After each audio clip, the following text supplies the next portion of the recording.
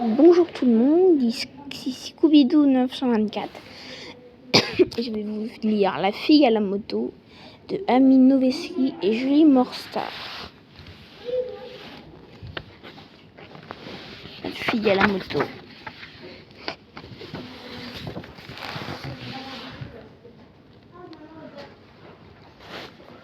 La fille à la moto, Amy Noveski et Julie Morstad.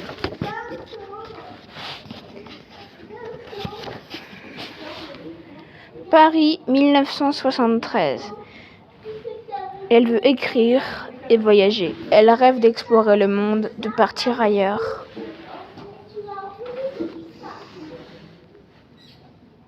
Ailleurs, jour, adverbe. Là ou vers un autre endroit. Allons ailleurs, du latin alior, autre lieu. Alors un jour, la fille monte sur une moto et part à l'aventure. Elle n'emporte que le strict minimum, un casque, des lunettes, une veste de cuir pour la protéger du froid et de la pluie. Toute sa vie tient dans 2 sacoches et une petite bourse cousue à la main. Quoi emporter?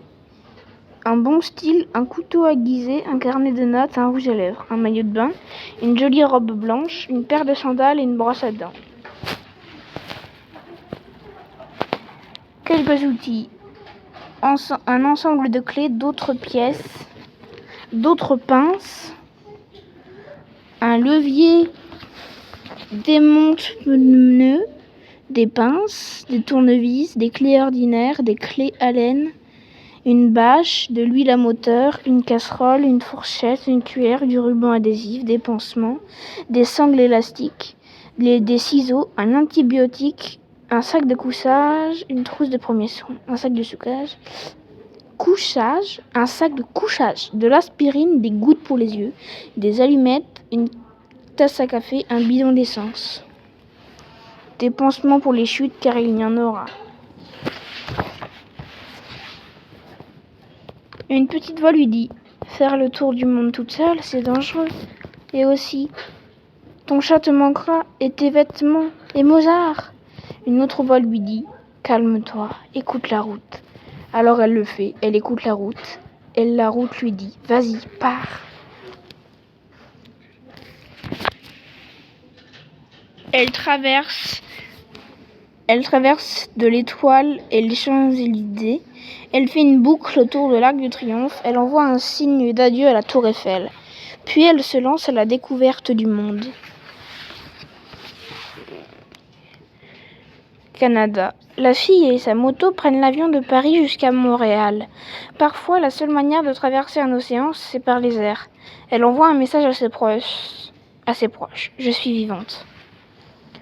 Puis, elle fait le plein d'essence et met le cap vers l'ouest.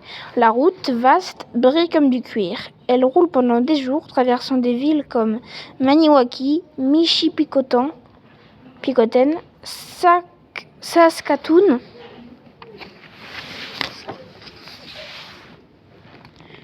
Le soir venu, elle s'arrête sous les arbres d'un terrain de camping où elle passe la nuit. Elle se lave dans les lavabos des stations-service. Des étrangers lui apportent du café. Certains lui sourient, d'autres la dévisagent. Une fille à moto, ça impressionne. Après le souper, elle monte sa tente et fait un feu. Comment faire un feu? Empiler les branches comme les rayons d'une roue. S'assurer que les bûches sont bien aérées, pas trop hautes, pas trop basses. Ramasser du bois d'allumage. Craquer une allumette et protéger la flamme avec sa paume. Souffler doucement jusqu'à l'apparition de feu.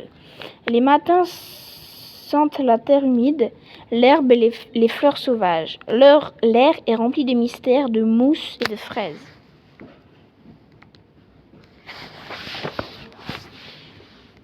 Elle traverse les montagnes enneigées. Puis elle avance dans son périple, moins elle voit de gens. Que des arbres. Bientôt il n'y a plus personne, pas de panneau, pas de voiture, pas de poteau électrique. La route lui appartient. Elle est toute seule, mais elle n'a pas peur, elle est libre. Seul le vrombissement de son moteur vient troubler la quiétude des lieux. À la tombée du jour, la fille arrête de rouler, se change et mange, dans un restaurant au bordure de la route. Une grande assiette de pancakes noyée dans le sirop et le beurre, tout ça pour $1. Certaines nuits, il pleut. Leur gouttelette tambourine sur sa tente de fortune. Pour passer le temps, elle écrit, elle joue aux cartes.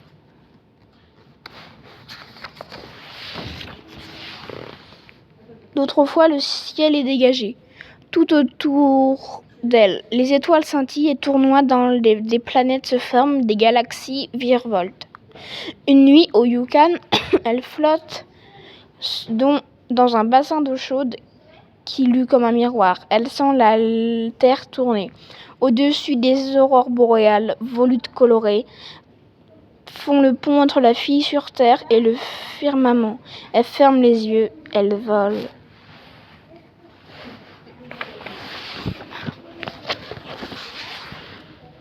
À la frontière du Canada et des États-Unis, un grand panneau lui souhaite la bienvenue. À Anchorage, la fille et sa moto montent à bord d'un avion vers Tokyo. Puis de Tokyo, elle survole l'océan Indien jusqu'à Bombay.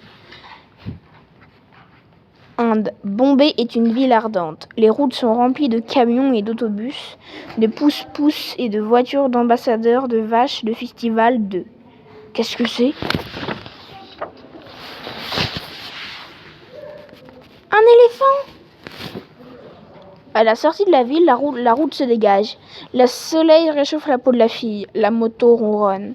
Elle dépasse des trains couleur rubis, salue les passagers. Elle aperçoit des maisons d'argile et des palais somptueux. Les femmes dans les champs, leurs saris foulant le sol comme des pétales. La moto tombe en panne d'essence. Elle se brise et elle doit être réparée. Quand la moto s'arrête, la fille s'arrête. Il faut du courage pour vivre ainsi, quand on est une fille.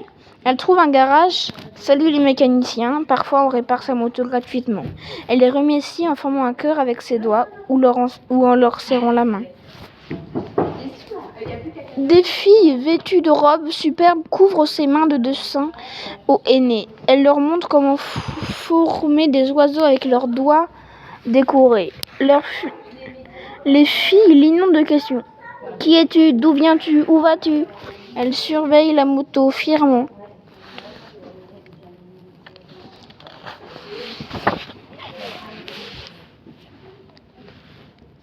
En route vers Delhi, sa moto tombe à nouveau en panne.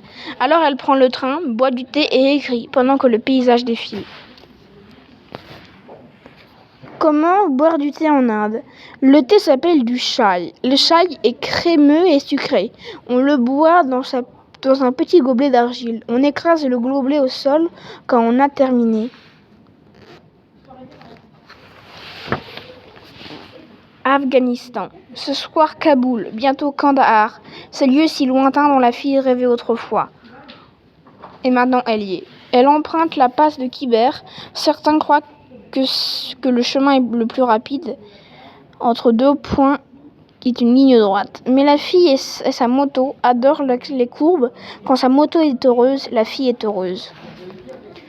Elle descend dans une vallée luxuriante. Une large rivière, furieuse et bleue comme le saphir, coule près d'elle. Elle retire ses lourdes bottes et glisse ses pieds dans l'eau froide.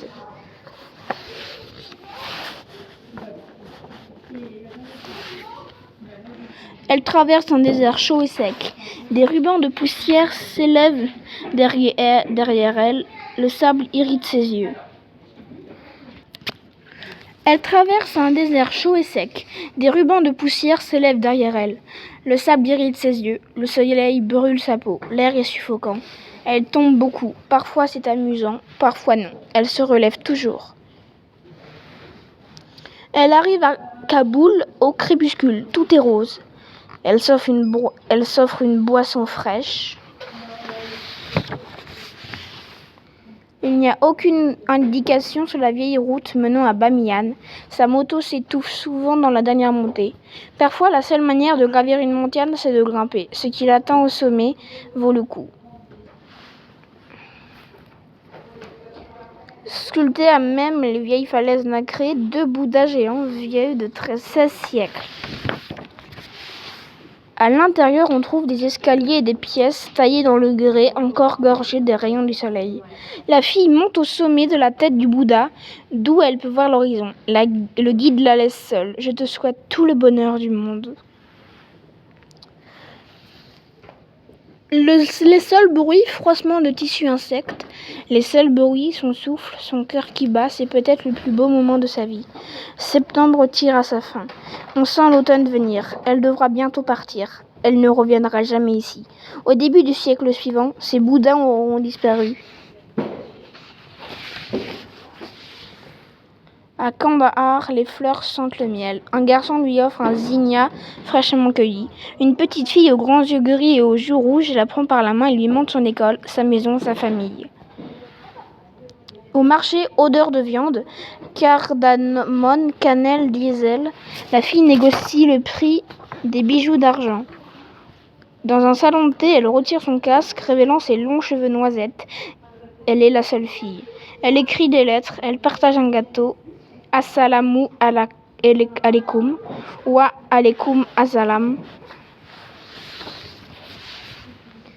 Dehors, la fille trace la tour Eiffel dans le sable, puis un nuage et un oiseau, d'où je viens. Elle déplie une carte sur une table, une petite foule se forme autour d'elle. Elle pointe, où je suis, où je veux aller. À la sortie de la ville, elle a une crevaison. Elle se range sur le bas-côté pour la réparer. Un camion s'arrête, des hommes en descendent. Ils l'aident à changer son pneu. Sa moto est robuste, comme elle.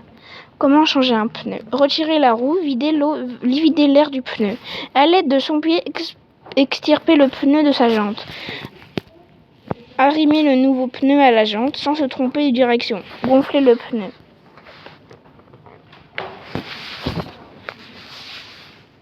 Turquie. La fille à moto est accueillie à Istanbul par un coucher de soleil rosé. C'est ici qu'un point relie l'Orient à l'Occident. La fille et sa moto passent d'un continent à l'autre. Tout sous ses pieds, la mer rutile. Un jour, elle écrira un livre. Elle dira au monde, c'est dur, il fait chaud. J'ai beaucoup appris. Les enfants courent derrière elle en criant. Allô, allô, monsieur, monsieur. Certains sont curieux, d'autres timides. Oui, je suis une fille. Les enfants courent derrière elle en criant. Au revoir, au revoir. Bulgarie, Yougoslavie, Hongrie, Autriche, Allemagne, des pays entiers défilent. Des kilomètres et des kilomètres de grandes routes. Le temps passe et se fige. La fille est ensorcelée. J'ai envie que le monde soit beau. Il est beau. J'ai envie que les gens soient bons. Ils sont bons. À la maison, couverte de coups de soleil et d'échymoses, mais rayonnante de joie, la fille rentre à la maison par une journée fraîche et grise. Paris n'a pas changé, et pourtant oui. La fille n'a pas changé, et pourtant oui. Avec sa moto, elle a parcouru des milliers de kilomètres. Les pages de son passeport sont tapissées de tampons colorés. Elle porte le monde sur elle comme un magnifique écharpe brodée. Tous ces lieux qu'elle a visités, toutes ces choses qu'elle a vues.